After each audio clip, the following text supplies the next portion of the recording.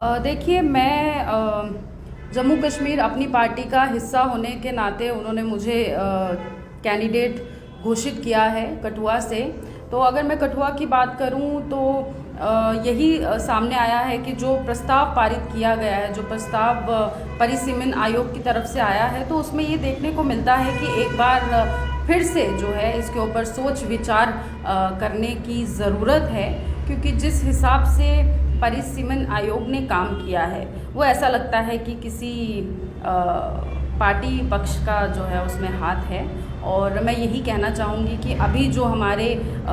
जो सर्कुलेट हो रहा है, जो इनका प्रपोज़ल है, तो उसके ऊपर यदि हम बात करें, उसके आधार पे हम बात करें, तो मैं यही कहना चाहूँगी कि ये फाइनल नहीं है। लेकिन अगर इसके आधार के ऊपर अगर यही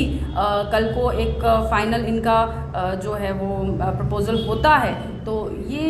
इसमें थोड़ा पुनः विचार करने की ज़रूरत है परिसीमन आयोग को। और कठुआ विधानसभा से कैंडिडेट प्रत्याशी घोषित होने के नाते मैं ये कहना चाहूँगी कि एक बार परिसीमन आयोग इसके ऊपर सोच विचार करे। और मेरी पार्टी जम्मू कश्मीर अपनी पार्टी की तरफ से भी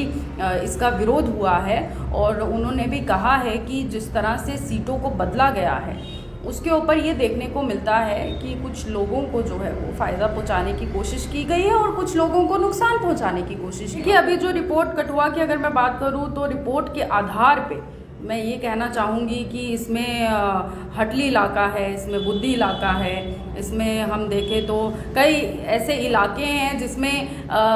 जो है वो रिज़र्व्ड कैंडिडेट की अगर हम बात करें, क्योंकि कठुआ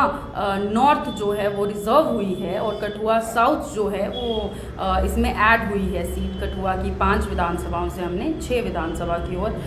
इस प्रपोज़ल के हिसाब से अगर मैं बात करूं, तो अगर इन्होंने ये सीट रिज़र्व की है तो फिर इलाके काटे क्यों गए और किस तरह से इन्होंने इलाकों को काटा है, इसके ऊपर परिसीमन आयोग को सोचना चाहिए। केवल वो किसी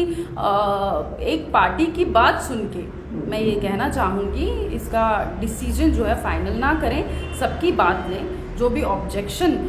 लोगों की तरफ से आ रहा है, बाकी के पार्टी प्रतिनिधियों की तरफ से आ रहा है, उसको भी सुना जाए और तरीके से जो है वो जम्मू कश्मीर के भविष्य का अगर आप उसको देख रहे हैं, जम्मू कश्मीर के भविष्य की बात कर रहे हैं, तो मैं ये कहना चाहूँगी कि आपको इस बार एक बार पुनः जो है वो सोचने की ज़रूरत है। और दूसरी तरफ मैं ये भी कहना चाहूँगी कि आप जो परिसीमन आयोग ने जो ये प्रपोज़ल बनाया है वो 2011 के सेंसस के हिसाब से बनाया है, और 2011 की अगर हम बात करें तो कई वर्षों के बाद कई तरह के जो है वो चेंजेस हुए हैं। कठुआ की अगर मैं बात करूं तो एक बार जो है इनको डेमोग्राफी, टोपोग्राफी और लोगों के आधार पे हर तरीके से जो है इसके ऊपर सोच विचार करने की ज़रूरत है, यही मेरा कहना है as a candidate from Kathua constituency. और इसका नाम भी फाइनल करें so that people should not have any confusion कि ये कॉन्स्टिट्यूएंसी अगर कठुआ में है तो इसमें इलाके कौन से हैं, क्योंकि पहले सुनने में कुछ और आ रहा था और जब भी ये proposal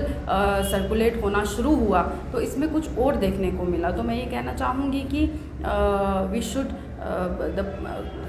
delimitation commission should rethink over it, क्योंकि जो भी इसमें मेंबर्स बनाए गए थे, जो भी इसमें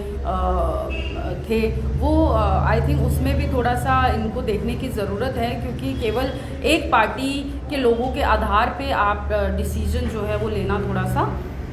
मुझे लग रहा है कि शुड रीथिंक।